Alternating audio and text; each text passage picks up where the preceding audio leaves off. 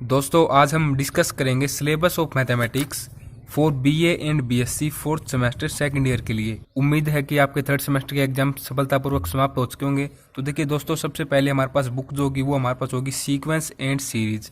फिर सेकंड हमारे पास होगी special function and integral transform. और लास्ट थर्ड वन हमारे पास आती है programming in C and numerical method. इसी से हम सिलेबस को समझना स्टार्ट करते हैं। इन दोनों से ये थोड़ी डिफरेंट है। तो देखिए किस तरीके से एक जो प्रॉब्लम होती है, सभी दोस्तों को मैं बताना चाहूँगा कि जो हम ये सिलेबस डिस्कस करें कौन कौन सी यूनिवर्सिटी के लेकर हैं। Kurukshetra university, CDLU Sirsa university, गुरु जम्बेश्वर यूनिवर्सिटी हिसार के लिए, फिर Maharshi Dayanand university Rohtak, CBLU Bhiwani, IGU Mirpur Rewari. अब देखिए ये बुक थोड़ी डिफरेंट इसलिए मैंने इसको कहा क्योंकि देखिए इस बार हमारे पास जो ये मैथ है programming in C and numerical method, इसमें हमारे पास दो तरीके के एग्जाम होते हैं। एक तो होता है हमारे पास थ्योरी एग्जाम जो कि 30 मार्क्स का होता है, और सेकंड हमारे पास होता है प्रैक्टिकल जो कि 20 मार्क्स का होता है। ये मार्क्स होंगे BSc के लिए, और फिर BA के लिए थ्योरी होगा 20 मार्क्स का और प्रैक्टिकल होगा 30 मार्क्स का। सिलेबस के साथ इसको समझते हैं ताकि अच्छे तरीके से आप समझ पाएँ। टोटल इसमें हमारे पास 15 चैप्टर हैं जो कि डिवाइड किए गए हैं। प्रोग्रामिंग इन सी में 13 है और न्यूमेरिकल्स मेथड में हमारे पास केवल 2 चैप्टर्स हैं। तो अगर हम बात करें प्रोग्रामिंग इन सी की, तो सी हमारे पास एक कंप्यूटर की लैंग्वेज है। जिस तरीके से हमारे पास हाई लैंग्वेज होती है पाइथन, जावा, या फिर अगर हम बात करें जो हमने थर्ड सेमेस्टर में फिजिक्स की बुक पढ़ी थी उसमें हमारा चैप्टर था कंप्यूटर प्रोग्रामिंग। उसमें हमने स्टडी की थी Fortran language for computer programming, और यहाँ पर हम स्टडी करेंगे सी लैंग्वेज फॉर कंप्यूटर प्रोग्रामिंग। तो इसको कहा जाता है प्रोग्रामिंग इन सी। कुछ इस तरीके से पोर्शन हमारे पास है। यहाँ पर देखो आपको पता है कि कोई भी हमारे पास यदि लैंग्वेज हम सीख रहे हैं तो उस लैंग्वेज के हमारे पास रूल्स, स्ट्रक्चर, ऑपरेशन, कंट्रोल करने के तरीके, ऑपरेशंस, ये सब होते हैं। तो इसी तरीके से हमारे पास ये 13 चैप्टर यहाँ पर बनाए गए। अब हम यूनिट वाइज की बात करेंगे किस सेक्शन में कौन सा चैप्टर आता है। तो 4 हमारे पास सेक्शन होते हैं। अगर हम बात कर लें पहले 4 चैप्टर की, तो ये हमारे पास आते हैं सेक्शन फर्स्ट के अकॉर्डिंग। इनमें जो चैप्टर फर्स्ट है इसमें हमारे पास जर्नल कंप्यूटर का इंट्रोडक्शन होगा, आउटपुट, इनपुट या कौन कौन से इसके पार्ट होते हैं, फ्लो चार्ट क्या होता है, एल्गोरिथम क्या होता है, किस कंडीशन के लिए हमारे पास किस तरीके का एल्गोरिथम होगा, किस तरीके का उसके लिए फ्लो चार्ट होगा, ये हम सब फर्स्ट चैप्टर में पढ़ते हैं। फिर इंट्रोडक्शन टू सी, ये हमारे पास सेकंड चैप्टर रहेगा। थर्ड हमारे पास है डाटा टाइप्स। फोर्थ है ऑपरेशन एंड एक्सप्रेशन। फिर हमारे पास चैप्टर 5 से लेकर 9 तक ये हमारे पास आते हैं सेक्शन सेकंड के according. Decision control structure. Chapter 6 है लूप्स। 7th है फंक्शंस। चैप्टर 8 है दी सी प्रोसेसर। चैप्टर 9 है arrays.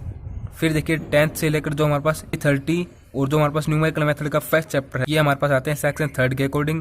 Pivoting of strings, structure and unions, pointer, file in C, और फिर न्यूमेरिकल मेथड का solution of algebraic and transcendental equations. तो अगर आपने थर्ड सेमेस्टर में फोर्ट्रान लैंग्वेज स्टडी की है कंप्यूटर प्रोग्रामिंग के लिए तो काफ़ी कुछ सेम रहने वाला है, आपको काफ़ी हेल्प मिलने वाली प्रोग्रामिंग इन सी में। अब हम बात करते हैं फोर्थ सेक्शन की। इसके अंतर्गत हमारे पास आती है न्यूमेरिकल मेथड की second unit, simultaneous linear algebraic equations. देखो अगर हम न्यूमेरिकल मेथड की बात करें तो यहाँ पर जो चैप्टर फर्स्ट रहेगा इसका, ये काफ़ी कुछ जो हमने 12th में सीखा था, एक क्वेश्चन होता था जो कि प्रत्येक वर्ष एग्जाम में 6 मार्क्स का, वो हमारे पास 12th क्लास के चैप्टर से मैट्रिक्स एंड डिटरमिनेंट के अंतर्गत आता था। तो देखिए बिल्कुल उसी तरीके से ये रहने वाला है। अगर हम बात कर लें सेकंड चैप्टर की तो इसके अंतर्गत हमारे पास बहुत सारे मेथड होंगे जिनके अंतर्गत हम अलजेब्रिक इक्वेशंस को सोल्व करेंगे।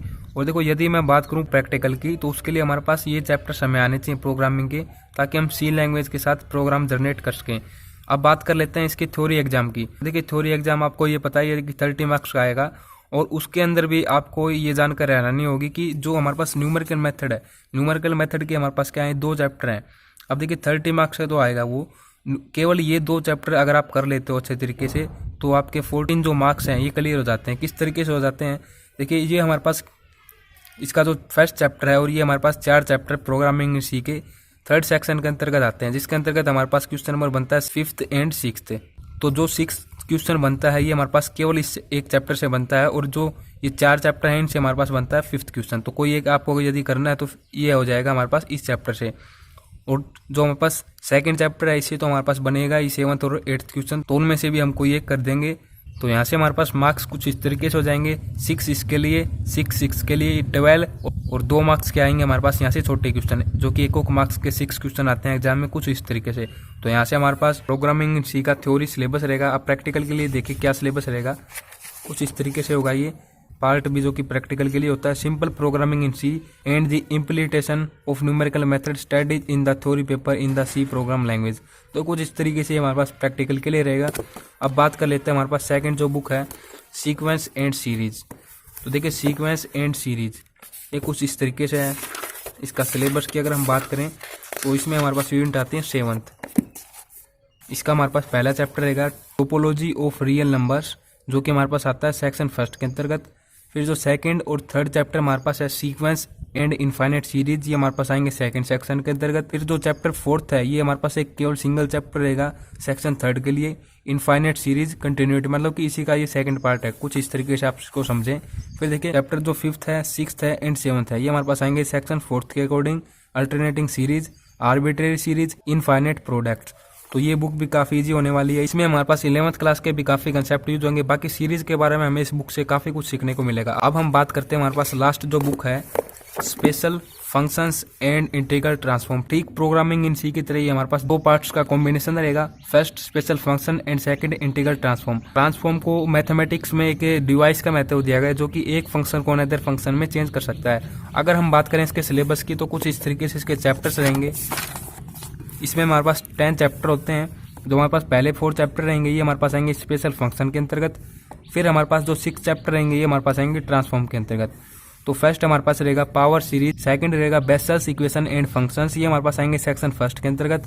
फिर थर्ड है रिजल्ट्स इक्वेशन, फोर्थ है हर्मिट्स इक्वेशन, ये आएंगे सेकंड सेक्शन के अंतर्गत। फिर हमारे पास यहाँ से स्टार्ट होते हैं ट्रांसफॉर्म के चैप्टर्स जो कि काफी इंटरेस्टिंग और इजी रहेंगे।